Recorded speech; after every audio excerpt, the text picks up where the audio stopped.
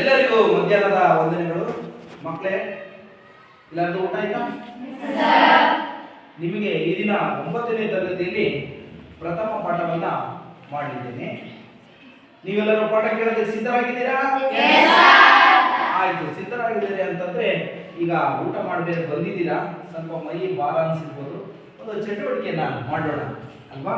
ಚಟುವಟಿಕೆ ಮಾಡಿ ಆನಂತರದಲ್ಲಿ ಪಾಠವನ್ನು ಸ್ಟಾರ್ಟ್ ಮಾಡೋಣ. ಓಕೆ, ನೀವೇನ್ ಮಾಡ್ಬೇಕೀಗ? ಚಳಿ ಮಳೆ ಬಂದಿದೆ ಅಲ್ವಾ? ನಿಮ್ಮ ಕೈಗಳನ್ನ ರಬ್ ಮಾಡಿ,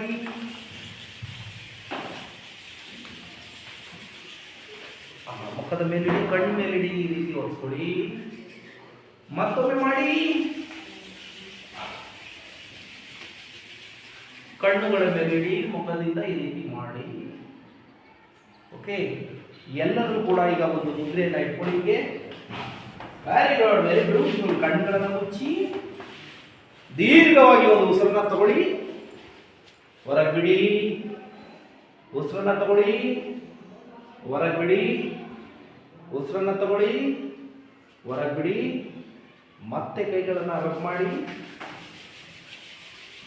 ಕಣ್ಣುಗಳ ಮೇಲೆ ಇಡಿ, ಕಣ್ಣನ್ನು ಬಿಡಿ. ಎಷ್ಟೊಂದು ಹಿತ ಆಗ್ತಾ ಇದೆ ಅಲ್ವಾ ನಿಮಗೆ? ಈಗ ಪಾಠದ ಕಡೆ ಬನ್ನಿ. ಗೊತ್ತಾಗ್ತಿದ್ಯಾ? ನೋಡಿ ಮಕ್ಕಳೇ, ಇವತ್ತು 9ನೇ ತರಗತಿ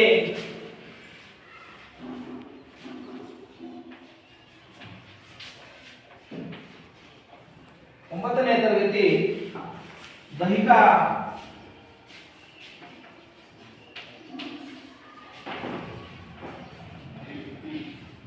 ಶಿಕ್ಷಣ ಪಾಠ ಬೋಧನೆಯಲ್ಲಿ ಮೊದಲಾಗಿ ನಾವು ತಾತ್ವಿಕವನ್ನು ನೋಡಿದಾಗ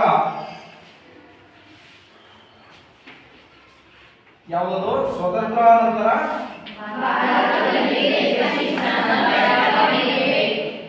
ಸ್ವತಂತ್ರಾನಂತರದ ಭಾರತದಲ್ಲಿ ದೈಹಿಕ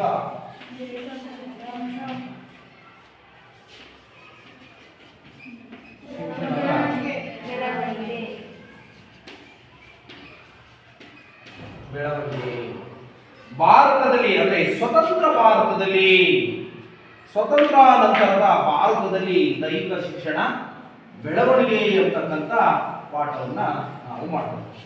ನಮಗೆ ಸ್ವಾತಂತ್ರ್ಯ ಯಾವಾಗ ಬಂತು? ವೆರಿ ಗುಡ್, 1947 ಒಬ್ಬರ ಹೇಳ್ಬೇಕು. ಆಗಸ್ಟ್ 15ಕ್ಕೆ ನಮಗೆ ಸ್ವಾತಂತ್ರ್ಯ ಸಿಕ್ತು. ಸ್ವಾತಂತ್ರ್ಯ ಅಂದ್ರೆ ಏನು? ಪರಕೀಯರ ಆಳ್ವಿಕೆಯಿಂದ ಮುಕ್ತಿಯನ್ನ ಪಡೆದಂಥದ್ದು. ಅದಕ್ಕೆ ನಾವು ಸ್ವಾತಂತ್ರ್ಯ ಅಂತ ಕರಿತೀವಿ. ಅದು ನಮಗೆ ಯಾವಾಗ ಸಿಕ್ತು?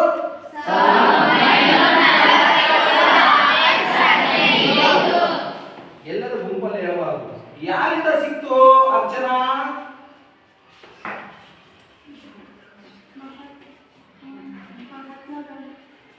ಯಾರಿಂದ ಸಿಕ್ತು ಅಲ್ವಾ? ಅಂದ್ರೆ ಇಂಗ್ಲೆಂಡ್, ಬ್ರಿಟಿಷ್ ಅಲ್ವಾ? ಇಂಗ್ಲಿಷ್ ಅಂತಂದ್ರೆ ಬ್ರಿಟಿಷರಿಂದ ಅಲ್ವಾ? ಅದಕ್ಕೆ ಸಾಕಷ್ಟು ಜನ ಹೋರಾಟ ಮಾಡಿದ್ದಾರೆ. ಅದರಲ್ಲಿ ಮುಂಚೂಣಿಯಲ್ಲಿ ಇದ್ದಂಥವ್ರು ಯಾರು? ಕೂತ್ಕೋ ನೋಡಿ, ಇಲ್ಲಿ ಬಹಳ ಸಿಂಪಲ್ ಆಗಿ ಅರ್ಥ ಮಾಡಿಸ್ಬಿಡ್ತೀನಿ ನಿಮಗೆ. 1947 ಆಗಸ್ಟ್ 15ರಂದು ಬ್ರಿಟಿಷರಿಂದ ನಮ್ಮ ದೇಶ ಸ್ವಾತಂತ್ರ್ಯವನ್ನ ಪಡ್ಕೊಳ್ತದೆ.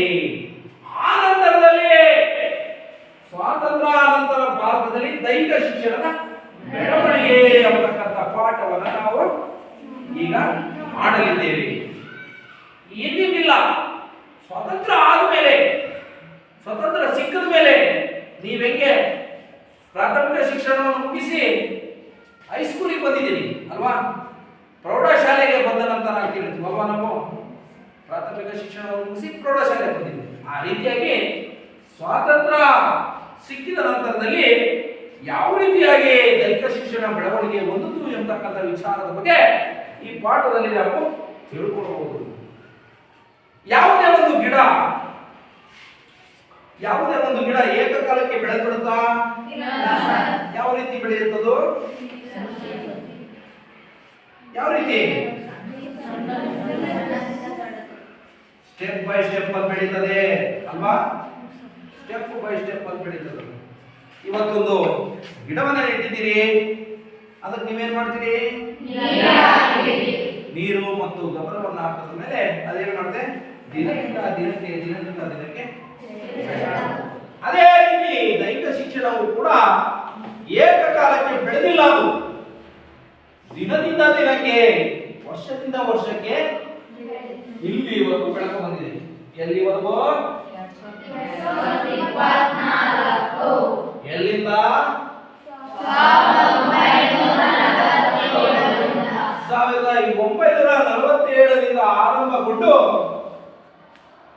2024 ಬೆಳಕ ಬಂದಿದೆ. ಮಕ್ಕಳೇ, ಈ ಪಾಠವನ್ನು ಶುರು ಮಾಡೋದಕ್ಕಿಂತ ಮುಂಚಿತವಾಗಿ ನಿಮ್ಗೊಂದು ಸಣ್ಣ ಕಥೆಯನ್ನು ಹೇಳೋದು ಪ್ರಯತ್ನ ಮಾಡಿ. ಈಗ ಒಂದು ಊರಲ್ಲಿ ಒಂದು ಜಾತ್ರೆಯನ್ನ ಮಾಡಬೇಕು ಅಥವಾ ಒಂದು ದೇವಸ್ಥಾನವನ್ನ ಕಟ್ಟಬೇಕು. ನಿಮ್ಮೂರಲ್ಲಿ ಈಗ ಯಾವ ದೇವಸ್ಥಾನ ಕಟ್ತಾ ಇದ್ದಾರೆ? ನಿಮ್ಮೂರಲ್ಲಿ ಒಂದು ದುರ್ಗಮ್ಮನ ದೇವಸ್ಥಾನ ಕಟ್ತಾ ಇದ್ದಾರೆ. ಆ ದುರ್ಗಮ್ಮನ ದೇವಸ್ಥಾನವನ್ನ ಏಕಕಾಲಕ್ಕೆ ಕಟ್ಟೋದಕ್ಕೆ ಆಗುತ್ತಾ? ಏನ್ ಮಾಡ್ಬೇಕು? ಅದಕ್ಕೆ ಏನ್ ಬೇಕು? ಏನ್ ಬೇಕು?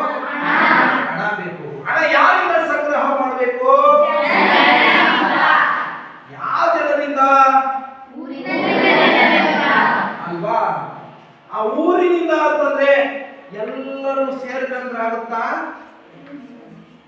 ನೀವು ಅವಾಗ ಏನ್ ಮಾಡ್ತೀರಾ? ಊರಿನ ಹಿರಿಯರು ಒಂದು 15ರಿಂದ 20 ಜನ ಊರಿನ ಹಿರಿಯರನ್ನ ಸೇರಿಸ್ಕೊಂತೀರಲ್ವಾ?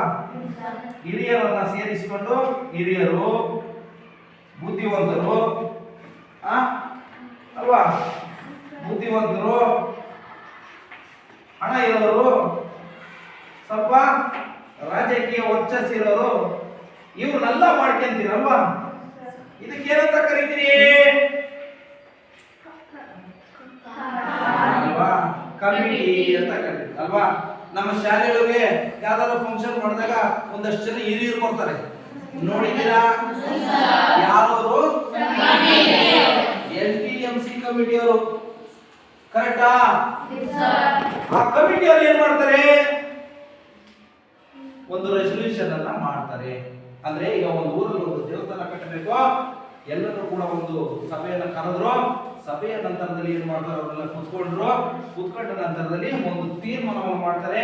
ಮನೆ ಮನೆಗೆ ಇಷ್ಟು ಹಣವನ್ನು ಕೊಡಬೇಕು, ಮನೆ ಮನೆಗೆ ಇಷ್ಟು ದವಸವನ್ನು ಕೊಡಬೇಕು, ಮನೆ ಮನೆಗೆ ಇಷ್ಟು ಧಾನ್ಯವನ್ನು ಕೊಡಬೇಕು, ನಾವು ಇಂಥ ದಿನಾಂಕಕ್ಕೆ ಕಟ್ಟಡವನ್ನು ಆರಂಭಿಸಿ ಮುಕ್ತಾಯಗೊಳಿಸಬೇಕು ಅಂತೇಳಿ ಒಂದಷ್ಟು ರೂಲ್ಸ್ ಅಂಡ್ ರೆಗ್ಯುಲೇಷನ್ಸ್ ಅನ್ನ ಮಾಡಿಕೊಂಡು ನಂತರದಲ್ಲಿ ಅವ್ರು ಏನ್ ಮಾಡ್ತಾರೆ?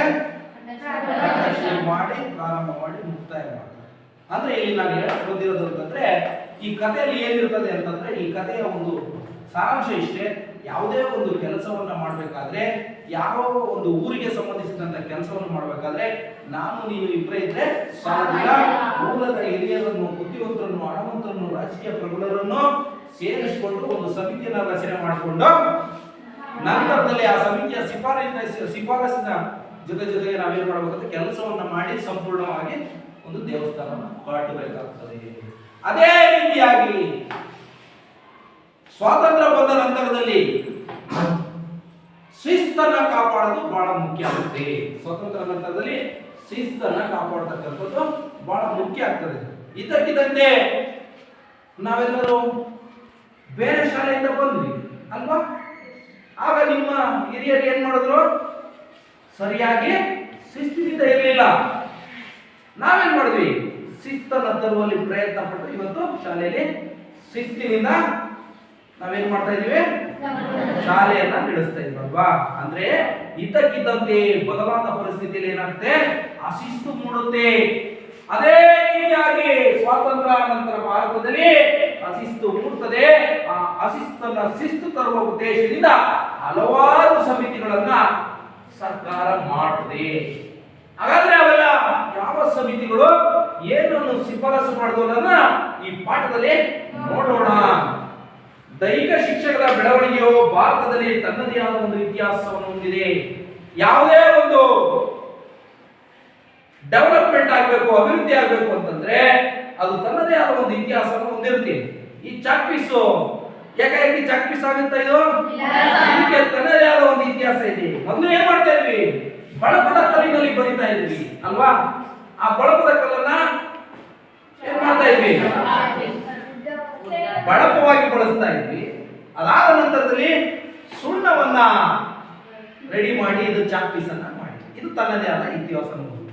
ಅದೇ ರೀತಿಯಾಗಿ ಸ್ವತಂತ್ರ ಭಾರತ ದೈಹಿಕ ಶಿಕ್ಷಣ ಕ್ಷೇತ್ರಕ್ಕೆ ಸಂಬಂಧಿಸಿದ ತನ್ನದೇ ಆದ ಇತಿಹಾಸವನ್ನು ಹೊಂದಿದೆ ಅಂತಕ್ಕಂಥದ್ದನ್ನು, ಸ್ವತಂತ್ರ ಪೂರ್ವ ಹಾಗೂ ಸ್ವತಂತ್ರ ನಂತರ ನಡೆದು ಬಂದಂತಹ ಹಿನ್ನೆಲೆಯನ್ನು ಹಾಗೂ ಪ್ರಸ್ತುತ ದೈಹಿಕ ಶಿಕ್ಷಣ ಪ್ರಾಮುಖ್ಯತೆಯ ಬೆಳವಣಿಗೆಯನ್ನು ಈ ಪಾಠದಲ್ಲಿ ನಾವು ತಿಳ್ಕೋಬಹುದು. ಕಲಿಕಾಂಶಗಳನ್ನು ನಾವು ಅಧ್ಯಯನ ಮಾಡೋದಾದ್ರೆ ಸ್ವತಂತ್ರ ನಂತರದಲ್ಲಿ ಮತ್ತೆ ಸ್ವತಂತ್ರ ಪೂರ್ವದಲ್ಲಿ ಯಾವ ರೀತಿಯಾದಂತಹ ಬೆಳವಣಿಗೆ ಹೊಂದಿತು ದೈಹಿಕ ಶಿಕ್ಷಣ ಅನ್ನೋದನ್ನ ನೋಡೋಣ. ಸ್ವತಂತ್ರ ಪೂರ್ವದಲ್ಲಿ ಲಾರ್ಡ್ ಮೆಕಾಲೆ, ಯಾರು? ಇವರು ಯಾರು? ಲಾರ್ಡ್ ಮೆಕಾಲೆ ಇವರು ಬ್ರಿಟಿಷ್ ಅಧಿಕಾರಿ. ಇವರು ಒಂದಷ್ಟು ಆಲೋಚನೆಗಳನ್ನ ಮಾಡ್ತಾರೆ. ಆ ಆಲೋಚನೆಗಳಿಗೆ ಅನುಗುಣವಾಗಿ ಭಾರತದಲ್ಲಿ ಶಿಕ್ಷಣ ನೀತಿಯನ್ನು ಜಾರಿಗೊಳಿಸ್ತಾರೆ. 1857ರ ಹೊತ್ತಿಗೆ ಹೊಸ ಶಾಲೆಗಳು, ವಿಶೇಷವಾಗಿ ಮಿಷನರಿ ಶಾಲೆಗಳು ಪ್ರಾರಂಭವಾಗುತ್ತವೆ. ಸ್ವತಂತ್ರ ಪೂರ್ವದಲ್ಲಿ ಇದು ಇನ್ನು ಸ್ವತಂತ್ರ ಬಂದಿಲ್ಲ. ಯಾವಾಗ? 1857 ಯಾರು? Lord Macaulay. ಗುಂಪಲ್ಲಿ ಗೋವಿಂದ ತರ ಎಲ್ಲರೂ ಕೂಗ್ಬೇಡ್ರಿ.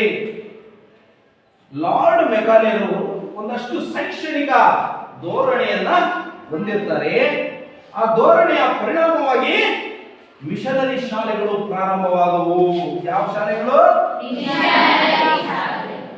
ಮಿಷನರಿ ಶಾಲೆಗಳು ಪ್ರಾರಂಭವಾಗ್ತವೆ. ಇದರ ಪರಿಣಾಮವಾಗಿ ಭಾರತದಲ್ಲಿ ಭಾರತೀಯ ಮೂಲದ ಕ್ರೀಡೆ ಹಾಗೂ ದೈಹಿಕ ಶಿಕ್ಷಣ ಕ್ರಮೇಣ ಕಡೆಗಣಿಸಲಾಯಿತು ಮತ್ತು ಭಾರತೀಯ ಶಿಕ್ಷಣ ಪದ್ಧತಿಯು ಪಾಶ್ಚಿಮಾತ್ಯವಾಗುತ್ತದೆ. ಲಾರ್ಡ್ ಮೆಕಾಲೆ ಅವರು ತಮ್ಮ ಏನು ಧೋರಣೆಯಿಂದ ಮಿಷನರಿ ಶಾಲೆಗಳನ್ನ ಆರಂಭಿಸ್ತಾರೆ. ಮಿಷನರಿ ಶಾಲೆಗಳು ಆರಂಭವಾದ ನಂತರದಲ್ಲಿ ಭಾರತ ಶಿಕ್ಷಣದ ಭಾರತದಲ್ಲಿ ಇದ್ದಂತಹ ಸಾಂಪ್ರದಾಯಿಕ ಪಾರಂಪರಿಕ ಕ್ರೀಡೆಗಳೇನಾಗ್ತವೆ? ನಶಿಸ್ತಾ ಹೋಗ್ತವೆ. ಅದ್ರ ಜೊತೆಯಲ್ಲಿ ಗುರುಕುಲ ಮಾದರಿಯ ಶಿಕ್ಷಣ ವ್ಯವಸ್ಥೆ ಏನಾಗುತ್ತೆ? ನಿಲ್ತಾ ಹೋಗುತ್ತೆ. ಗೊತ್ತಾಗ್ತಿದ್ಯಾ? ಇವರು ಬ್ರಿಟಿಷ್ ಅಧಿಕಾರಿಯಾಗಿದ್ದರಿಂದ ಅವರ ಒಂದು ಇಂಗ್ಲೆಂಡ್ ನಲ್ಲಿದ್ದಂತಹ, ಬ್ರಿಟನ್ ನಲ್ಲಿದ್ದಂತಹ ಶಿಕ್ಷಣ ನೀತಿಗಳನ್ನ ನಮ್ಮಲ್ಲಿ ಅಳವಡಿಸ್ತಾ ಬರ್ತಾರೆ. ಆಗ ಇದ್ದಕ್ಕಿದ್ದಂತೆ ನಮ್ಮಲ್ಲಿದ್ದಂತಹ ಶೈಕ್ಷಣಿಕ ವ್ಯವಸ್ಥೆ ಏನಾಗುತ್ತೆ? ಕುಂಠಿತಗೊಳ್ತಾ ಬರ್ತದೆ. ನಂತರದಲ್ಲಿ ಸ್ವಾತಂತ್ರ್ಯ ನಂತರ 1948 ಎಷ್ಟು? 1948ರಲ್ಲಿ ಈಗಾಗಲೇ ಸ್ವಾತಂತ್ರ್ಯ ಸಿಕ್ಕಿದೆ, ಸರ್ಕಾರ ರಚನೆಯಾಗಿದೆ. ಅಂತ ಸಂದರ್ಭದಲ್ಲಿ ಸರ್ಕಾರ ಒಂದು ತೀರ್ಮಾನವನ್ನು ಮಾಡಿ ಏನ್ ಮಾಡ್ತದೆ? ಮಾಧ್ಯಮಿಕ ಶಾಲೆಗಳಲ್ಲಿ ದೈಹಿಕ ಶಿಕ್ಷಣದ ಸ್ಥಿತಿಗಳನ್ನು ಉತ್ತಮಪಡಿಸಲು ತಾರಾಚಂದ್ ಸಮಿತಿಯನ್ನ ಮಾಡ್ತದೆ. ಯಾವ ಸಮಿತಿ? ನಾನೀಗೇನು ಇಲ್ಲಿ ಹೇಳಿದೆ ಅಲ್ವಾ ನಿಮಗೆ, ಒಂದೇನಾದ್ರೂ ಒಂದು ಊರಲ್ಲಿ ಒಂದು ಕೆಲಸ ಆಗ್ಬೇಕಂದ್ರೆ ಒಂದು ಸಮಿತಿಯನ್ನ ರಚನೆ ಮಾಡ್ತಾರೆ ಅಂತ.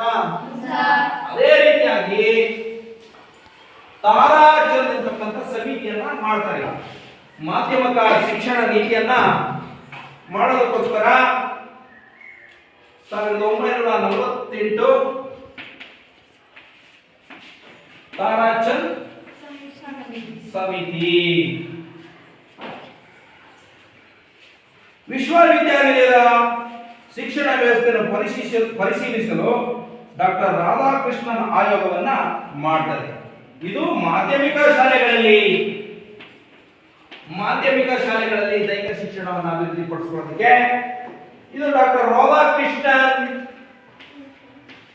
ರಾಧಾಕೃಷ್ಣನ್ ಸಮಿತಿ ಏನಿದು? ವಿಶ್ವ ವಿದ್ಯಾಲಯಗಳಲ್ಲಿ ಶಿಕ್ಷಣ ವ್ಯವಸ್ಥೆ ಬಗ್ಗೆ. ಇದು ದೈಹಿಕ ಶಿಕ್ಷಣ ಪದವಿ ನೀಡಲು ಕೇಂದ್ರೀಯ ಕಾಲೇಜು ಸ್ಥಾಪಿಸುವುದು, ದೈಹಿಕ ಶಿಕ್ಷಣ ಶಿಕ್ಷಕರ ತರಬೇತಿ ಕಾಲೇಜುಗಳನ್ನ ಸ್ಥಾಪಿಸತಕ್ಕಂಥದ್ದು. ಇವೆಲ್ಲರ ಉದ್ದೇಶ ಏನು? ದೈಹಿಕ ಶಿಕ್ಷಣವನ್ನ ಬೆಳೆಸ್ತಕ್ಕಂಥದ್ದು. ಒಂದೊಂದು ಸಮಿತಿಯು ಕೂಡ ಒಂದೊಂದು ಶಿಫಾರಸುಗಳನ್ನ ಮಾಡ್ತಾ ಹೋಗುತ್ತೆ. ಇದು ಒಂದು ರೀತಿಯಾದ ಶಿಫಾರಸು ಮಾಡಿದ್ರೆ, ಇದು ಒಂದು ರೀತಿಯ ಶಿಫಾರಸನ್ನು ಮಾಡ್ತಾ ಇರ್ತಾರೆ. ಅದನ್ನೇ ಡೆವಲಪ್ ಮಾಡ್ತಾ ಹೋಗ್ತಾರೆ. ಬೆಳವಣಿಗೆ ಹೊಂದಬೇಕಲ್ವಾ? ಈಗ ಸಣ್ಣ ಗಿಡ ಇರ್ತದೆ, ಅದಕ್ಕೆ ಒಂದು ಲೋಟ ನೀರು ಹಾಕಿದ್ರೆ ಸಾಕು, ಸ್ವಲ್ಪ ದೊಡ್ಡದಾಗುತ್ತೆ. ಒಂದು ಚೊಂಬ ಹಾಕಬೇಕು, ಆಮೇಲೆ ದೊಡ್ಡದಾಗುತ್ತೆ.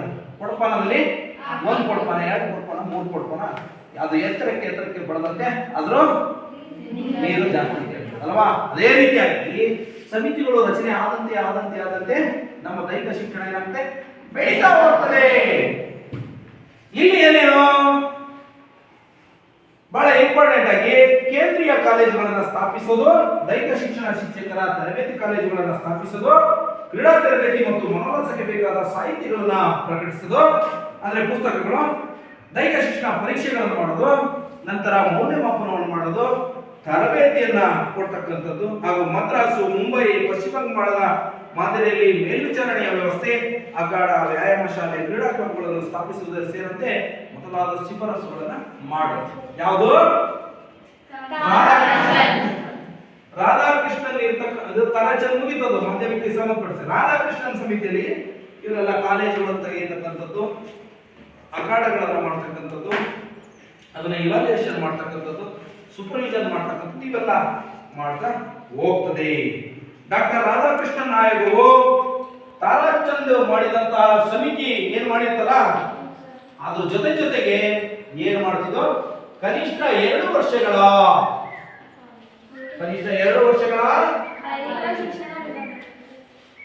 ಕಡ್ಡಾಯ ದೈಹಿಕ ಶಿಕ್ಷಣವನ್ನು ಮಾಡುತ್ತೆ. ಕಡ್ಡಾಯ ಶಿಕ್ಷಣ ಇರಲೇಬೇಕು ಅಂತ ಶಿಫಾರಸನ್ನ ಮಾಡುತ್ತೆ.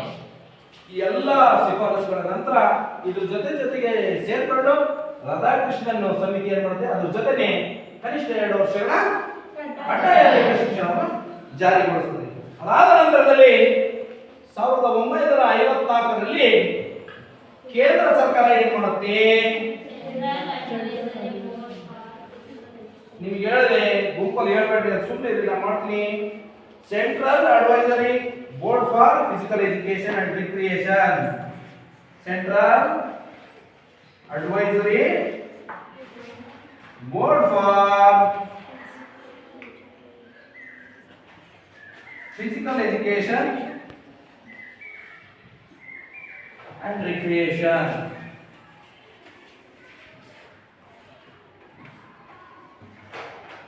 ಎಂತಕ್ಕಂತ ಒಂದು ಸಮಿತಿಯನ್ನ ರಚನೆ ಮಾಡುತ್ತದೆ. ಆ ಸಮಿತಿ ದೇಶದಲ್ಲಿ ದೈಹಿಕ ಶಿಕ್ಷಣ ಮತ್ತು ಮನೋರಸ ಚಟುವಟಿಕೆ ಕುರಿತು ಸಮಗ್ರ ಪರ್ಯಾಲೋಚನೆ ಮಾಡಿದ ನಂತರ 1956ರಲ್ಲಿ 2 ವರ್ಷಗಳ ನಂತರದಲ್ಲಿ ಅದೇನ್ ಮಾಡ್ತದೆ, ತನ್ನ ಶಿಫಾರಸನ್ನ ಹೇಳಕ್ಕೆ ಸ್ಟಾರ್ಟ್ ಮಾಡುತ್ತೆ. ಅದು national plan for physical education and recreation ಎಂಬ ವರದಿಯಲ್ಲಿ, ಯಾವುದು ನ್ಯಾಷನಲ್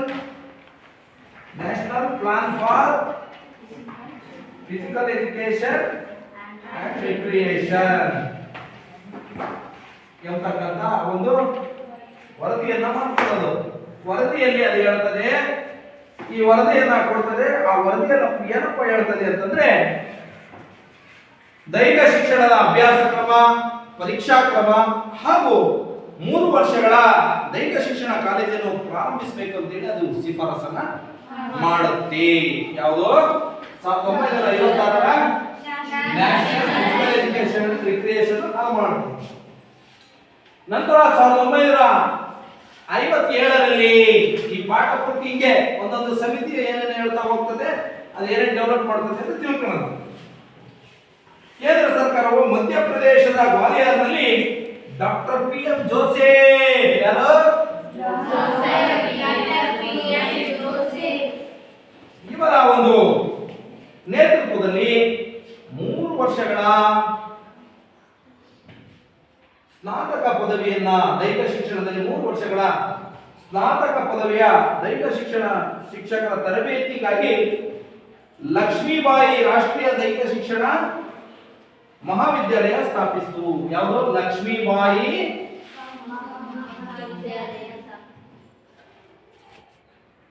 ರಾಷ್ಟ್ರೀಯ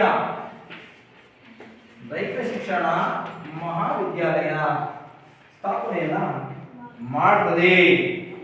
ನಂತರ ಎಲ್ಲಾ ರಾಜ್ಯಗಳಲ್ಲಿ 1 ವರ್ಷದ ದೈಹಿಕ ಶಿಕ್ಷಕರ ತರಬೇತಿ ಕೇಂದ್ರಗಳನ್ನ ಪ್ರಾರಂಭಿಸಲಾಯಿತು.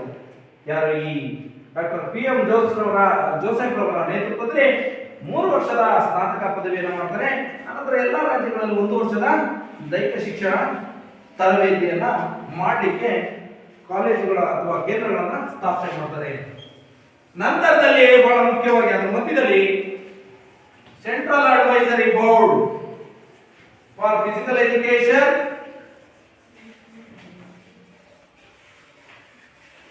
ಆ ನಂತರದಲ್ಲಿ NPED ಸೆಂಟ್ರಲ್ ಅಡ್ವೈಸರಿ ಬೋರ್ಡ್ ಮಾಡ್ತಾರೆ. ಅದು physical education and recreation national physical efficiency drive NPED ಎಂಬ ದೈಹಿಕ ಆರೋಗ್ಯ ಪರೀಕ್ಷೆ ಯೋಜನೆಯನ್ನ ಸಿದ್ಧಪಡಿಸುತ್ತದೆ. ತದನಂತರದಲ್ಲಿ ಏನಾಗುತ್ತೆ, ನ್ಯಾಷನಲ್ ಮಧ್ಯದಲ್ಲಿ central advisory board for physical education and recreation national physical efficiency drive NPED ಎಂಬ ದೈಹಿಕ ಅರ್ಹತಾ ಪರೀಕ್ಷೆಯ ಯೋಜನೆಯನ್ನು ಸಿದ್ಧಪಡಿಸಲಾಗುತ್ತೆ. 1959 ಮತ್ತು 60ರಲ್ಲಿ ಅದನ್ನ ಕಾರ್ಯಗತಗೊಳಿಸಲಾಗುತ್ತೆ. 1953ರಲ್ಲಿ ಪ್ರಾರಂಭಿಸಿದಂತಹ ರಾಜಕುಮಾರಿ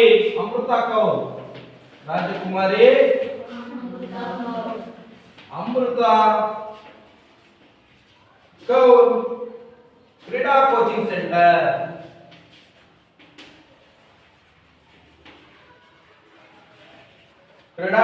ಸೆಂಟರ್ ಇದರ ಶಿಫಾರಸಿನ ಪರಿಣಾಮ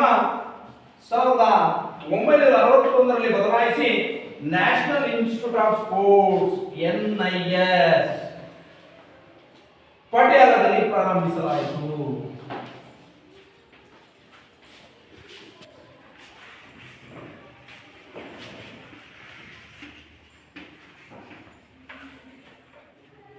ನಂತರ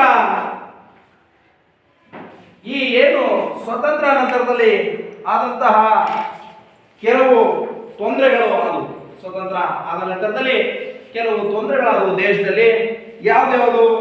ನಿರಾಶ್ರಿತ ಸಮಸ್ಯೆ ಆಗ್ತದೆ, ಅಶಿಸ್ತು ಮೂಡುತ್ತದೆ, ಸಂಸ್ಕೃತಿಯ ಕೊರತೆಯನ್ನು ನೀಗಿಸಲು ಆ ಸಂದರ್ಭದಲ್ಲಿ ನಿವೃತ್ತ ಮೇಜರ್ ಜನರಲ್ GK ಭೋಸ್ಲೆ ಅವರು ಜಾರಿಗೆ ತಂದ ಡ್ರಿಲ್ ಮತ್ತು ಮಾರ್ಚಿಂಗ್, ಸ್ವಾಭಿನಯ ಗೀತೆ, ಕೆಲವು ಆಟಗಳೊಂಡ ಕಾರ್ಯಕ್ರಮವನ್ನು ಪಂಡಿತ್ ಜವಾಹರ್ಲಾಲ್ ನೆಹರೂರವರು ದೇಶದ ಎಲ್ಲ ಯುವಕರಿಗೆ ವಿಸ್ತರಿಸಲು ಸೂಚನೆಯನ್ನ ನೀಡ್ತಾರೆ.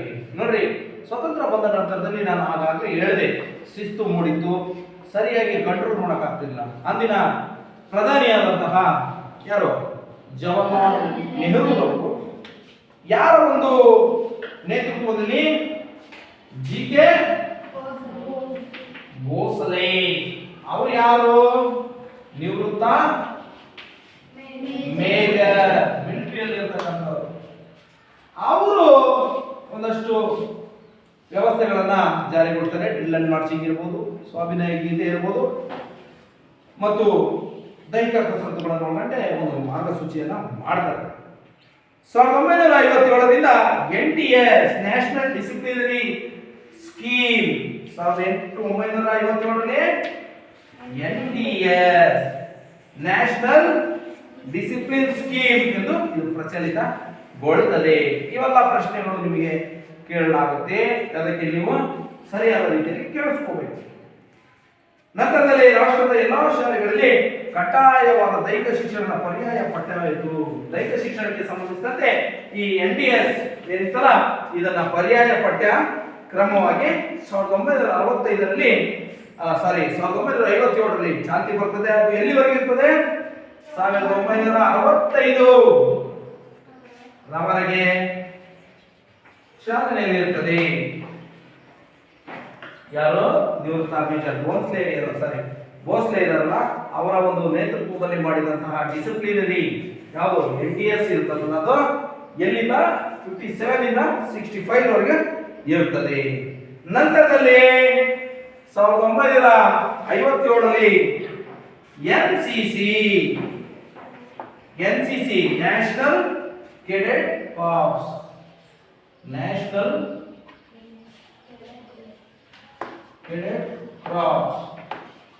ಇದನ್ನ ಮಾಡಲಾಗ್ತದೆ. ಆನಂತರ ಎಸಿಸಿ,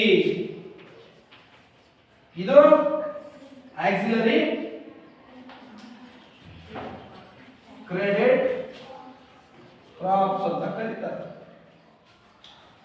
ಇಲ್ಲಿ ಏನಾಗ್ತದೆ, ಸ್ಕೌಟ್ ಮತ್ತು ಗೈಡ್ಸ್ ಮುಂತಾದ ಚಟುವಟಿಕೆಗಳೆಲ್ಲ ಸೇರ್ಪಡೆಗೊಂಡ ಪರಿಣಾಮ ಶಾಲೆಯ ದೈಹಿಕ ಶಿಕ್ಷಣ ಪಠ್ಯಕ್ರಮದಲ್ಲಿ ಗೊಂದಲದ ಪರಿಸ್ಥಿತಿ ಉಂಟಾಗುತ್ತೆ. ಈ ಎನ್ಸಿಸಿ, ಎಸಿಸಿ ಇವೆಲ್ಲ ಸೇರ್ಕೊಂಡಾಗ ದೈಹಿಕ ಶಿಕ್ಷಣದ ಪಠ್ಯಕ್ರಮದಲ್ಲಿ ಸ್ವಲ್ಪ ಗೊಂದಲ ಆಗ್ತದೆ. ಈ ಗೊಂದಲವನ್ನು ಸರಿಪಡಿಸಲು 1959 ಶ್ರೀ ಹೃದಯನಾಥ ಕುಂಜರು, ಶ್ರೀ ಹೃದಯನಾಥ ಕುಂಜರು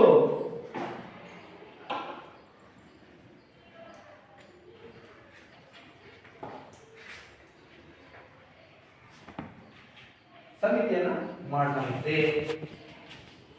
1959ರಲ್ಲಿ ಗಣೇಶ ಹೇಳೋ ಯಾವ ಸಮಿತಿಯನ್ನು ಮಾಡಲಾಯಿತು? ಯಾರು ಹೇಳ್ತೀರಿ? ಹೇಳಪ್ಪ ಪುನೀತ.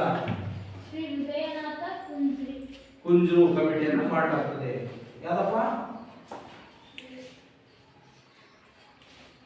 ಹೇಳ, ನೀನ್ ಹೇಳ.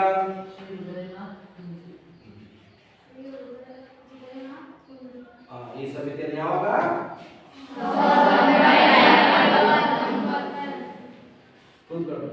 ನಿಮಗೆ ಕನ್ನಡ ಅರ್ಥ ಆಗಲ್ಲ, ಗುಂಪಲ್ಲಿ ಹೇಳ್ಬೇಡ್ರಿ ಅನ್ನೋದು. ಮತ್ತೆ 10 ಮತ್ತು 15 ಮಾಡಿದಿರಲ್ಲ. ಈ ಸಮಿತಿಯು 1963ರಲ್ಲಿ ವರದಿಯನ್ನು ಸಲ್ಲಿಸುತ್ತದೆ. ಈ ಸಮಿತಿಯ ಶಿಫಾರಸಿನ ಮೇರೆಗೆ ಪಠ್ಯಕ್ರಮವನ್ನು ಪುನರ್ರೂಪಿಸಲಾಗುತ್ತದೆ. ಇದನ್ನ ನ್ಯಾಷನಲ್ ಫಿಟ್ನೆಸ್ ಕ್ಲಬ್ ಎನ್ಎಫ್ಸಿ ಎನ್ನಲಾಯಿತು. ಎನ್ಎಫ್ಸಿ ನ್ಯಾಷನಲ್ ಫಿಟ್ನೆಸ್ ಕ್ಲಬ್ ಅಂತ ಕರೆಯಲಾಯಿತು. ಮತ್ತು ಎನ್ಡಿಎಸ್ ನಂತೆ ದೇಶದ ಎಲ್ಲಾ ಶಾಲೆಗಳಲ್ಲಿ 1965ರಿಂದ 66ರವರೆಗೆ ಇದು ಕಡ್ಡಾಯ ಆಗ್ತದೆ. ಅದರಲ್ಲಿ ಕ್ರೀಡೆಗಳಿಗೆ ಆದ್ಯತೆ ಇಲ್ಲದಿರುವುದು ಸ್ಪಷ್ಟವಾಗ್ತದೆ. ಇಲ್ಲಿ ಬರೀ ಏನ್ ಮಾಡ್ತಾ ಇದ್ರು? ಡ್ರಿಲ್ ಅಂಡ್ ಮಾರ್ಚಿಂಗ್ ಮಾಡ್ತಾ ಇದ್ರು, ಅಭಿನಯ ಗೀತೆಗಳು ಮಾಡ್ತಾ ಇದ್ರು, ಆ ಶಿಸ್ತನ್ನು ಮೂಡಿಸ್ತಕ್ಕಂಥ ಚಟುವಟಿಕೆಗಳು ಮಾಡ್ತಾರೆ. ಆದ್ರೆ ಕ್ರೀಡೆಗೆ ಅವಕಾಶ ಇಲ್ಲ ಅನ್ನೋದು ಗೊತ್ತಾಗ್ತದೆ. 1967ರಲ್ಲಿ ದೇಶದಲ್ಲಿಯ ದೈಹಿಕ ಶಿಕ್ಷಣ ಮತ್ತು ಕ್ರೀಡೆಗಳನ್ನು ಸಮನ್ವಯತೆ ತರುವುದಕ್ಕಾಗಿ ಡಾಕ್ಟರ್ ದೇಶಮುಖ್ 1967ರಲ್ಲಿ ದೇಶಮುಖ್ ಎಂಬುವರ ಒಂದು ಅಧ್ಯಕ್ಷತೆಯಲ್ಲಿ ಮತ್ತೊಂದು ಸಮಿತಿ ಸ್ಟಾರ್ಟ್ ಆಗ್ತದೆ. ಆ ಸಮಿತಿ ಏನ್ ಮಾಡ್ತದೆ? ಎಲ್ಲಾ ಶಾಲಾ ಕಾಲೇಜುಗಳಲ್ಲಿ ಮತ್ತು ವಿಶ್ವವಿದ್ಯಾನಿಲಯದಲ್ಲಿ ದೈಹಿಕ ಶಿಕ್ಷಣಕ್ಕೆ ಆದ್ಯತೆ ಕೊಟ್ಟು ಯೋಗ ಪ್ರಗತಿಯಾಗಬೇಕು ಮತ್ತು ದೈಹಿಕ ಶಿಕ್ಷಣ ಕಾರ್ಯಕ್ರಮದಲ್ಲಿ ಯೋಗಾಸನ ಮತ್ತು ಪ್ರಾಣಾಯಾಮವನ್ನು ಸಮಾವೇಶಗೊಳಿಸಬೇಕು ಅಂತ ಹೇಳುತ್ತದೆ. ಯಾವ್ಯಾವುದು? ಯೋಗ ಮತ್ತೆ ಪ್ರಾಣಾಯಾಮ. ನಂತರದಲ್ಲಿ 1992ರಲ್ಲಿ ಮತ್ತೊಂದು ಕಮಿಟಿಯನ್ನ ಮಾಡಲಾಗ್ತದೆ. ಅಲ್ಲಿವರೆಗೂ ಅದು ನಡ್ಕೊಂಡು ಬರ್ತದೆ. ಕೇಂದ್ರ ಸರ್ಕಾರವು ಹೊಸ ರಾಷ್ಟ್ರೀಯ ಶಿಕ್ಷಣ ನೀತಿಯಲ್ಲಿ ದೈಹಿಕ ಶಿಕ್ಷಣವನ್ನು ಸಮಗ್ರ ಶಿಕ್ಷಣದ ಅವಿಭಾಜ್ಯ ಅಂಗವೆಂದು ಸಮರ್ಥಿಸಿದ ನಂತರ 1993ರಲ್ಲಿ ಯೋಗವನ್ನು ಒಳಗೊಂಡಂತೆ ಕ್ರೀಡೆ ಮತ್ತು ದೈಹಿಕ ಶಿಕ್ಷಣವನ್ನು ಶಾಲೆಯ ಎಲ್ಲಾ ಹಂತದಲ್ಲಿ ಕಲಿಕಾ ಪ್ರಕ್ರಿಯೆ ಅವಿಭಾಜ್ಯ ಅಂಗವನ್ನು ಮಾಡಲು ಕ್ರಮ ತೆಗೆದುಕೊಳ್ಳಲು ಶಿಕ್ಷಕರು ಮತ್ತು ವಿದ್ಯಾರ್ಥಿಗಳು ದೈಹಿಕ ಶಿಕ್ಷಣ ಮತ್ತು ಕ್ರೀಡೆಗಳಲ್ಲಿ ಆಸಕ್ತಿ ವಹಿಸುವಂತೆ ಮಾಡಲು ಮತ್ತು ಕೊನೆಯದಾಗಿ ಶಾಲಾ ಕಾಲೇಜುಗಳಲ್ಲಿ ಕಡಿಮೆ ವೆಚ್ಚದ ದೈಹಿಕ ಶಿಕ್ಷಣ ಕ್ರೀಡಾ ಸವಲತ್ತುಗಳನ್ನು ಅಭಿವೃದ್ಧಿಪಡಿಸಲು ತೆಗೆದುಕೊಳ್ಳುವ ಕ್ರಮವನ್ನು ಸೂಚಿಸಲು ಏನ್ ಮಾಡುತ್ತೆ? ಕೆಪಿ ಸಿಂಗ್ದೇವ್ ಕಮಿಟಿಯನ್ನು ಮಾಡ್ತದೆ. ನೇತೃತ್ವದಲ್ಲಿ ಸಮಿತಿಯನ್ನ ರಚಿಸ್ತದೆ. ಇಲ್ಲೆಲ್ಲ ಕೂಡ ಏನ್ ಗೊತ್ತಾ? ಸಮಿತಿಗಳನ್ನ ರಚಿಸ್ತಾ ಒಂದು ಫಿಸಿಕಲ್ ಎಜುಕೇಶನ್ ಅನ್ನ ಡೆವಲಪ್ ಮಾಡ್ಕೊಂತ ಇಂಪ್ಲಿಮೆಂಟೇಷನ್ ಮಾಡ್ತಕ್ಕಂತ ಹೋಗ್ತಕ್ಕಂಥ ವ್ಯವಸ್ಥೆ ಇದೆ. ಈ ಸಮಿತಿಯು ಇಂದಿನ ಸಮಿತಿಯ ಅಭಿಪ್ರಾಯಗಳನ್ನು ಪುನರ್ರಚಿಸುವುದಕ್ಕೆ 10 ಸಲಹೆಗಳನ್ನು ಮಾಡ್ತಾರೆ. ಅವುಗಳಲ್ಲಿ ಪ್ರಮುಖವಾಗಿ ಈ ಕೆಪಿ ಸಿಂಗ್ ದೇವ್ ಸಮಿತಿ ಏನ್ ಮಾಡುತ್ತೆ? ಈ ಹಿಂದೆ ಹೇಳಿತ್ತಲ್ಲ ಎಲ್ಲಾ ಸಮಿತಿಗಳ ವಿಷಯಗಳನ್ನು ಒಳಗೊಂಡಂತೆ ಇದು ಕೂಡ ಏನ್ ಮಾಡುತ್ತೆ? ಕೆಲವೊಂದು ವಿಷಯಗಳನ್ನು ಹೇಳುತ್ತೆ. ಯಾವ್ಯಾವುದು? ಎಲ್ಲಾ ವಿದ್ಯಾರ್ಥಿ ಮತ್ತು ಶಿಕ್ಷಕರನ್ನು ಕಡ್ಡಾಯವಾಗಿ ವಾರ್ಷಿಕ ದೇಹದಾಢ್ಯತಾ ಪರೀಕ್ಷೆಗೆ ಒಳಪಡಿಸಬೇಕು ಮತ್ತು ಎಲ್ಲರೂ ಅವುಗಳಲ್ಲಿ ಕಡ್ಡಾಯವಾಗಿ ಪಾಸ್ ಆಗಬೇಕು. ಒಂದಷ್ಟು ದೇಹದಾಢ್ಯತೆ ಪರೀಕ್ಷೆಗಳನ್ನ ಸ್ಪೀಡ್ ಸ್ಟ್ರೆಂತ್ ಎಂಟ್ರೆನ್ಸ್ಗೆ ನಾವು ಏನ್ ಮಾಡ್ತೀವಿ ಆ ರೀತಿಯಾಗಿ ಪರೀಕ್ಷೆಗಳನ್ನ ನಾವು ಮಾಡಬೇಕು. ಅದರಲ್ಲಿ ವಿದ್ಯಾರ್ಥಿಗಳು ಮತ್ತು ಶಿಕ್ಷಕರು ಪಾಸ್ ಆಗಲೇಬೇಕು ಅಂತ ಹೇಳುತ್ತೀವಿ. ಯಾವ ಸಮಿತಿಯ ಶಿಫಾರಸು ಮಾಡುತ್ತದೋ? ಶಾಲೆಗಳಲ್ಲಿ ದೈಹಿಕ ಶಿಕ್ಷಣ ಮತ್ತು ಕ್ರೀಡೆಗಾಗಿ ಪ್ರತಿದಿನ 40 ನಿಮಿಷಗಳ ಅವಧಿಯನ್ನು ತರಬೇತಿ ಹೊಂದಿದ ದೈಹಿಕ ಶಿಕ್ಷಣ ಶಿಕ್ಷಕರಲ್ಲಿ ನೇತೃತ್ವದಲ್ಲಿ ಕೊಡಬೇಕು. 40 ನಿಮಿಷ ಪಿ ಟೀಚರ್ ಏನು ನಾವೀಗ ನಿಮಗೆ ಪಾಠ ಮಾಡ್ತೀವಿ, ಆಟ ಆಡ್ತೀವಲ್ವಾ, ಅದನ್ನ ಅವರು ಹೇಳ್ತಾರೆ. ಏನು ಶಾಲೆಗಳಲ್ಲಿ 40 ನಿಮಿಷದ ಅವಧಿಯನ್ನ ಹೇಳಲೇಬೇಕು. ಆನಂತರ ಅದರಲ್ಲಿ ಟ್ರೈನಿಂಗ್ ಅನ್ನು ಮಾಡಿಸ್ಬೇಕು. ಯೋಗವನ್ನು ದೈಹಿಕ ಶಿಕ್ಷಣದ ಅವಿಭಾಜ್ಯ ಅಂಗವಾಗಿ ಮಾಡಬೇಕು. ಶಾಲೆಯಲ್ಲಿ ಯೋಗವನ್ನ ಇಂಪ್ಲಿಮೆಂಟೇಷನ್ ಮಾಡಬೇಕು. ಸ್ಪರ್ಧಾತ್ಮಕ ಕ್ರೀಡೆಗಳಲ್ಲಿ ಭಾಗವಹಿಸುವ ವಿದ್ಯಾರ್ಥಿಗಳಿಗೆ ರಜೆಯನ್ನು ಕೊಡಬೇಕು ಮತ್ತು ಪರ್ಯಾಯ ಪರೀಕ್ಷೆ ವ್ಯವಸ್ಥೆ ಮಾಡಬೇಕು. ರಾಜ್ಯ, ರಾಷ್ಟ್ರ, ಅಂತಾರಾಷ್ಟ್ರೀಯ ಮಟ್ಟದಲ್ಲಿ ಭಾಗವಹಿಸತಕ್ಕಂಥ ಕ್ರೀಡಾಪಟುಗಳು ಏನ್ ಮಾಡ್ತಾರೆ, ಶಾಲೆಗೆ ಸರಿಯಾಗಿ ಕಾಲೇಜಿಗೆ ಸರಿಯಾಗಿ ಹೋಗೋದಕ್ಕಾಗೋದಿಲ್ಲ ಅಂತವರಿಗೆ ಏನ್ ಮಾಡಬೇಕು, ರಜೆ ಕೊಡಬೇಕು. ಜೊತೆಗೆ ವಿಶೇಷ ತರಗತಿಗಳನ್ನ ತೆಗೆದುಕೊಳ್ಳಬೇಕು, ಅವರಿಗೆ ಅನುಕೂಲವನ್ನು ಮಾಡಿಕೊಡಬೇಕು ಅಂತ ಹೇಳ್ತೀವಿ. ಕೊನೆಯದಾಗಿ ಈ ಸಮಿತಿಯವರು 1ನೇ ತರಗತಿಯಿಂದ 12ನೇ ತರಗತಿವರೆಗೆ ದೈಹಿಕ ಶಿಕ್ಷಣದ ಪಠ್ಯವಸ್ತುವನ್ನು ರೂಪಿಸಿ ಎಲ್ಲಾ ರಾಜ್ಯಗಳಲ್ಲಿ ಅಳವಡಿಸಿಕೊಳ್ಳಲು ಶಿಫಾರಸು ಮಾಡ್ತು. ಯಾವುದು? ಕೆಪಿ ಸಿಂಗ್ ಸಮಿತಿ ಏನ್ ಮಾಡ್ತು? ದೈಹಿಕ ಶಿಕ್ಷಣ ಪಠ್ಯವನ್ನ ಈಗೇನು ನೀವು ಓದ್ತಾ ಇದ್ದೀರಾ ಪಠ್ಯವನ್ನ ರಚನೆ ಮಾಡಬೇಕು. ನಂತರ ಅದನ್ನ ಎಲ್ಲಾ ರಾಜ್ಯಗಳಲ್ಲಿ ಅಳವಡಿಸೋದಕ್ಕೆ ವ್ಯವಸ್ಥೆ ಮಾಡಬೇಕು ಅಂತ 2001 ಮತ್ತು 2ರಲ್ಲಿ 2001 ಮತ್ತು 2ರಲ್ಲಿ ಏನಾಗ್ತದೆ,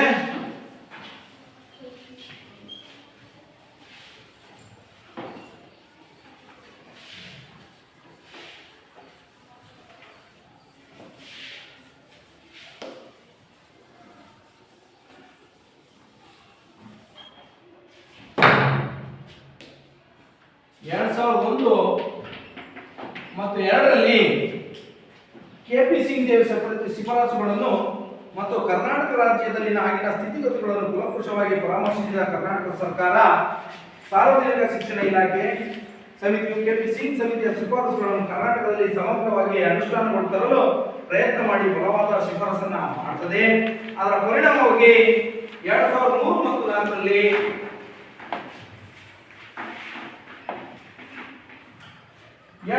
ಮತ್ತು 4ರಲ್ಲಿ ಕರ್ನಾಟಕ ರಾಜ್ಯ ಶಿಕ್ಷಣ ಕಾನೂನು ಮತ್ತು ಸಂಸದೀಯ ವ್ಯವಹಾರಗಳ ಸಮಿತಿಯ ಮಾನ್ಯ BS ಹೊರಟ್ಟಿ ಅವರ ನೇತೃತ್ವದಲ್ಲಿ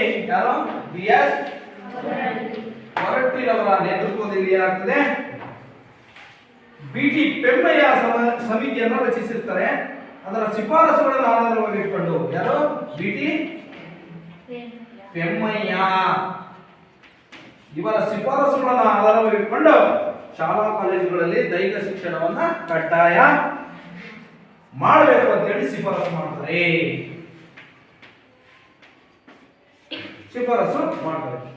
ಸಾರ್ವಜನಿಕ ಶಿಕ್ಷಣ ಇಲಾಖೆಯ ಸಂಪೂರ್ಣ ವರದಿಯನ್ನು ಕರ್ನಾಟಕ ಸರ್ಕಾರ ಪ್ರಾಥಮಿಕ ಹಾಗೂ ಪ್ರೌಢ ಶಿಕ್ಷಣ ಸಚಿವರಾದ ಬಸವರಾಜ ಹೊರಟ್ಟಿರವರ ಆಶಯದಂತೆ ಕರ್ನಾಟಕ ಸರ್ಕಾರವು 2006ರಲ್ಲಿ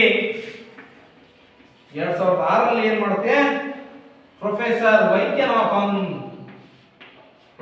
ವೈದ್ಯನಾಥನ್ ಅಧ್ಯಕ್ಷತೆಯಲ್ಲಿ ಒಂದು ಸಮಿತಿಯನ್ನ ರಚನೆ ಮಾಡ್ತದೆ. ಅಧ್ಯಕ್ಷತೆಯಲ್ಲಿ ಒಂದು ಸಮಿತಿಯನ್ನು ರಚಿಸಿ ಪ್ರಾಥಮಿಕ ಶಿಕ್ಷಣದಿಂದ 12ನೇ ತರಗತಿಯವರೆಗೆ 1ರಿಂದ 12ನೇ ತರಗತಿವರೆಗೆ ದೈಹಿಕ ಶಿಕ್ಷಣವನ್ನು ಸಮರ್ಪಕವಾಗಿ ಕಡ್ಡಾಯಗೊಳಿಸಲು ಏನ್ ಮಾಡ್ತಾರೆ, ಸೂಕ್ತವಾದ ಅಧ್ಯಯನ ನಡೆಸಲು ಸೂಚಿಸ್ತಾರೆ. ಅದರಂತೆ ಪ್ರೊಫೆಸರ್ ವೈದ್ಯನಾಥನ್ ಸಮಿತಿಯು ಎಲ್ಲಾ ಶೈಕ್ಷಣಿಕ ವಿಭಾಗಗಳಿಗೆ ತೆರಳಿ ಅಲ್ಲಿನ ಸ್ಥಿತಿಗಳನ್ನು ಅರಿತು ದೈಹಿಕ ಶಿಕ್ಷಣವನ್ನ ಎಲ್ಲ ಹಂತದಲ್ಲೂ ಕಡ್ಡಾಯಗೊಳಿಸಲು ಶಿಫಾರಸನ್ನ ಮಾಡ್ತಾರೆ. ಈ ಒಂದು ಪರಿಣಾಮವಾಗಿ ಕರ್ನಾಟಕದಲ್ಲಿ 2009 ಮತ್ತು 10ರಲ್ಲಿ ಪ್ರಾಥಮಿಕ ಹಂತದಿಂದ 9ನೇ ತರಗತಿವರೆಗೆ ಏನ್ ಮಾಡ್ತಾರೆ, ದೈಹಿಕ ಶಿಕ್ಷಣವನ್ನು ಕಡ್ಡಾಯ ಪರೀಕ್ಷೆ ವಿಷಯವಾಗಿ ಮಾಡ್ತಾರೆ. ಮುಂದುವರೆದಂತೆ ಕರ್ನಾಟಕ ಸರ್ಕಾರವು ಡಾಕ್ಟರ್ ಆನಂದ್ ನಾಡಿಗೇರಿಯವರ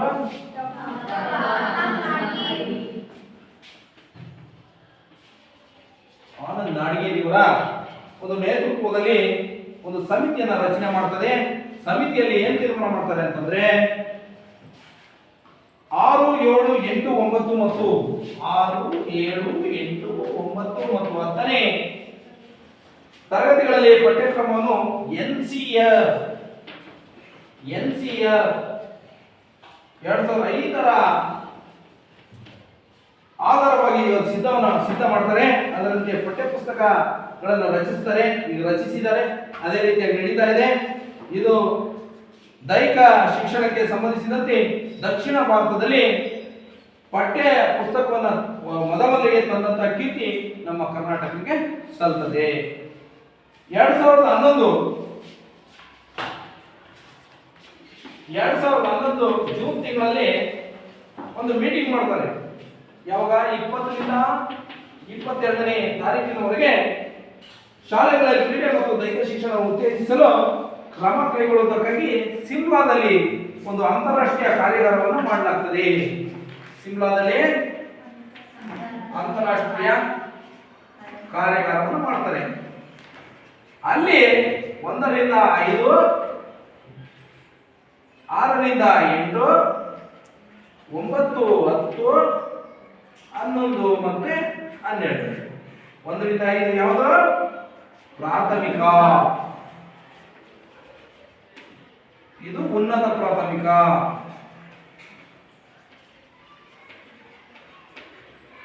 ಆನಂತರ ಮಾಧ್ಯಮಿಕ.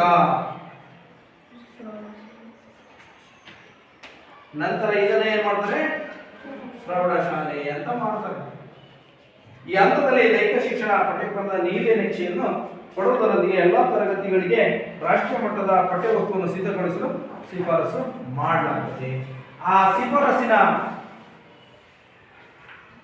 ಇದರಿಂದ ಮಾಡಿದಂತ ಶಿಫಾರಸಿನಿಂದ ಇವತ್ತು ನಾವು ಪಠ್ಯಪುಸ್ತಕವನ್ನ ನಾವೆಲ್ಲರೂ ಕೂಡ ಓದುವಂತಾಗಿದೆ. ಈ ರೀತಿಯಾಗಿ ಏನು ದೈಹಿಕ ಶಿಕ್ಷಣ ಸ್ವಾತಂತ್ರ್ಯ ನಂತರದಲ್ಲಿ ಹಲವಾರು ಘಟ್ಟಗಳನ್ನು ದಾಟಿಕೊಂಡು ಈ ಹಂತಕ್ಕೆ ಬಂದು ನಿಂತಿದೆ ಅಂತಕ್ಕಂಥದ್ದನ್ನ ನಾವು ತಿಳ್ಕೊಳ್ಬೇಕಾಗುತ್ತೆ. ನೋಡಿ ಮಕ್ಕಳ, ಯಾವುದೇ ಒಂದು ಪುಸ್ತಕವಾಗಲಿ ವಿಷಯವಾಗಲಿ ಅದು ಏಕಾಏಕಿ ಬರೋದಿಲ್ಲ. ಹಲವಾರು ಪ್ರಯತ್ನಗಳ ನಂತರ, ಹಲವಾರು ವಿಚಾರಗಳ ನಂತರ, ಹಲವರ ಬುದ್ಧಿಜೀವಿಗಳ ಮಾರ್ಗದರ್ಶನ ನಂತರ ಒಂದೊಂದೇ ಬದಲಾವಣೆಯನ್ನು ಆಗ್ತಾ ಅದು ಇಂಪ್ಲಿಮೆಂಟೇಷನ್ ಆಗ್ತದೆ. ಗೊತ್ತಾಗ್ತಿದ್ಯಾ? ಈಗ ನಾವು ಮಗು ಎದ್ದು ಹುಟ್ಟಿದ ತಕ್ಷಣ ಎದ್ದು ನಡೀತದ, ಅದೇನ್ ಮಾಡ್ತಾರೆ? ಸ್ಟೆಪ್ ವೈಸ್ ಬೆಳೀತಾ ಹೋಗ್ತದೆ. ಅದೇ ರೀತಿಯಾಗಿ ಗಣಿತ ಇರ್ಬೋದು, ಇಂಗ್ಲಿಷ್ ಇರ್ಬೋದು, ಕನ್ನಡ ಇರ್ಬೋದು, ಸಮಾಜ ಇರ್ಬೋದು, ಯಾವುದೇ ಪಠ್ಯ ವಸ್ತುವಾದರೂ ಕೂಡ ನಿಧಾನಕ್ಕೆ ಸ್ಟೆಪ್ ಬೈ ಸ್ಟೆಪ್ ಅಲ್ಲಿ ಬಂದಿರತಕ್ಕಂಥದ್ದು. ಹಾಗಾಗಿ ನಮ್ಮ ದೈಹಿಕ ಶಿಕ್ಷಣವೂ ಕೂಡ ಏನಾಗಿದೆ? ಸ್ಟೆಪ್ ವೈಸ್ ಅಲ್ಲಿ ಬಂದಿದೆ. ಇದು ಸ್ವಲ್ಪ ಟಫ್ ಇದೆ ಅರ್ಥ ಮಾಡ್ಕೊಳ್ಳೋಕೆ, ಯಾಕಂದ್ರೆ ಜಂಪ್ ಆಗಿ ಹೋಗ್ತಾ ಇರ್ತದೆ ಅಂತಕ್ಕಂಥದ್ದು. ಸ್ವತಂತ್ರ, ಹಾಗಾದ್ರೆ ನೋಡೋಣ ಈ ಪಾಠ ನಿಮ್ಗೆ ಎಷ್ಟು ಮಟ್ಟಿಗೆ ಅರ್ಥ ಆಗಿದೆ ಅಂತ. ಸ್ವತಂತ್ರ ಪೂರ್ವದಲ್ಲಿ ಯಾರ ಒಂದು ಧೋರಣೆಯಿಂದ ಕ್ರೈಸ್ತ ಮಿಷನರಿಗಳು ಆರಂಭವಾದವು? ಕೈ ಎತ್ತೀರಾ? ಚಂದನ ಅವರೇ ಹೇಳಿ. ಓಕೆ, ಹಾಗಾದ್ರೆ ಲಾರ್ಡ್ ಮೆಕಾಲೆ ಯಾರಮ್ಮ? ಯಾರು? ಬ್ರಿಟಿಷರ ಅಧಿಕಾರಿ ಅವನು. ಅವನೇನ್ ಮಾಡ್ತಾನೆ ಚಂದನ? ಮಿಷನರಿ ಶಾಲೆಗಳನ್ನು ಆರಂಭ ಮಾಡ್ತಾನೆ. ಫಸ್ಟ್ 1948ರಲ್ಲಿ ಕೇಂದ್ರ ಸರ್ಕಾರ ಯಾವ ಒಂದು ಆಯೋಗವನ್ನು ಆರಂಭ ಮಾಡ್ತು? ಎದ್ದೇಳ ಗೀತಾ. Very good. ಅದಾದ ನಂತರದಲ್ಲಿ ಯಾವುದು ಬಂತು ಹೇಳಪ್ಪ? Very good. ಅದಾದ ನಂತರದಲ್ಲಿ 1954ರಲ್ಲಿ ಯಾವ ಕಮಿಟಿ ಫಾರ್ಮೇಶನ್ ಆಯಿತು? ಹೇಳಮ್ಮ ನೀ. ತಾರಾಚಂದ್ ಆದ್ಮೇಲೆ 1954ರಲ್ಲಿ ಹೇಳು. Central advisory board for physical education and education. ಅದಾದ ನಂತರದಲ್ಲಿ 1956ರಲ್ಲಿ ಒಂದು ಕಮಿಟಿ ಅಂದ್ರೆ ವರದಿಯನ್ನ ಮಾಡ್ತದೆ. ಅದು ಯಾವುದು? ಯಾರು ಹೇಳ್ತೀರಾ? ಹೇಳವ ನೀನು. National plan for physical education and recreation. Very good, very good. ಅದಾದ ನಂತರದಲ್ಲಿ 1957ರಲ್ಲಿ ಏನೋ ಒಂದು ಮಾಡ್ತಾರೆ. ಏನು? NCC ಅಂತ ಒಂದು ಮಾಡ್ತಾರೆ. NCC ಅಂದ್ರೆ ಏನಪ್ಪ? ಕೂತ್ಕೊಳ್ರಿ. NCC 1957ರಲ್ಲಿ NCC ಅಂತ ಒಂದು ಮಾಡ್ತಾರೆ. ಅದಕ್ಕೆ ಏನದು ಲಕ್ಷ್ಮಿ NCC ಅಂದ್ರೆ ಏನು ಅಲ್ಲಿದೆ ನೋಡ್ಕೋ. ಯಾರು ಹೇಳ್ತೀರಿ? NCC 1957 ಮುಂದೋಗು.